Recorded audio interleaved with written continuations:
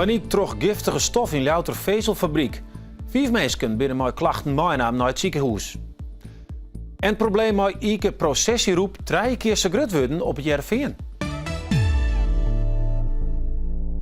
Goeien, dit is Kijk op Friesland van woensdag 20 juni. Zo'n medewerkers van het bedrijf Fiberline in Ljouwert binnen van de middag net goed worden troch een giftige stof. 4 van de medewerkers moesten naar het ziekenhuis, 12 van hen hebben de tietwest. De helptjenesten wie een manmachtig onwijzig bij het bedrijf.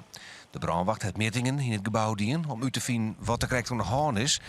Om wat voor stoffen dat jit en hoe slimmer dat krijgt is nog niet bekend. Het internationale bedrijf Fiberline maakt het synthetische vezels. Een van de wichtige merken van het bedrijf is begelijks de glasvezelkabelindustrie.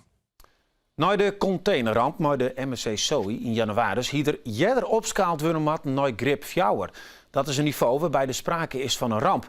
Dat zou het Vert Kroon, de burgemeester van Ljouwert en ik haat van de veiligheidsregio Friesland. Hij onderschreeuwt de conclusies van het rapport van het Instituut voor Fysieke Veiligheid. Het instituut kwam uit met 2 onderzoeken naar de ramp met de MSC Zoe. Ze waard de inzet van Rijkswaterstaat en de veiligheidsregio onderzocht. Een van de opvallende punten is de inzet van vrijwilligers.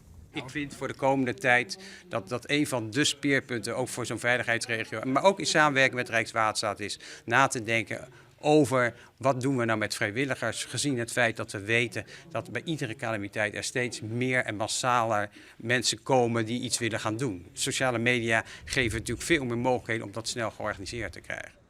Het is een vraag die de glibbert bij de burgemeesters van de Belutse Waterlanden. Hoe ga je daar in de toekomst mee om? Want er zal wel vaker wat gebeuren. En dan zullen er elke keer weer vrijwilligers opstaan die willen proberen een handje te helpen.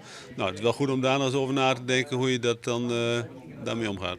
Vert Kroon, als burgemeester van Ljouwert, de voorzitter van de veiligheidsregio, wil nou oorlees met organisaties en verenigingen die het vrijwilligers hebben om te zien hoe die het beste inzetten willen kennen. We gaan goed kijken bij welke dingen kun je beter samenwerken.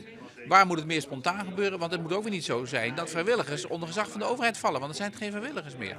Maar het verdelen van vrijwilligers is nu ook gebeurd. Want soms gingen mensen naar een eiland waar al de stranden schoon waren. Hebben we gezegd, ga naar een ander eiland. Dus dat gaan we beter proberen te plannen samen met de vrijwilligersorganisaties. En dan denk ik dat we het samen doen. Ondernemers en binnenstadbewoners van Snits binnen net blijd met een nieuwe locatie van het Garden of Dance Feest in de Snitswieken. De gemeente Zuidwest-Friesland had het parkeerterrein onder Prins Hendrikkade onwiest. Daar mag je 10 nachten lang onder maar 1 uur feest worden.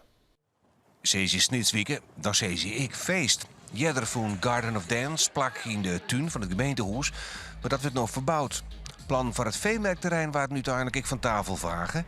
En dit parkeerterrein bij de Prins Hendrikkade is nou het nijdecor van Garden of Dance. Nou, we zijn een ramp eigenlijk.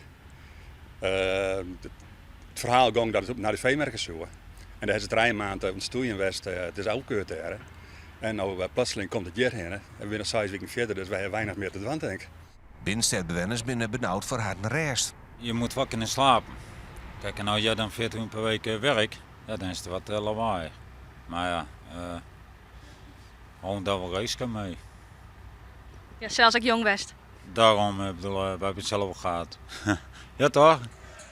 Oplossingsgewijs om de Snitswieken compacter te maken. Ja, ze moeten een plek hebben. Nou, daar hebben ze hiervoor gekozen. Als ik dan denk van, vroeger was de Sneekweek bestond uit 5 dagen.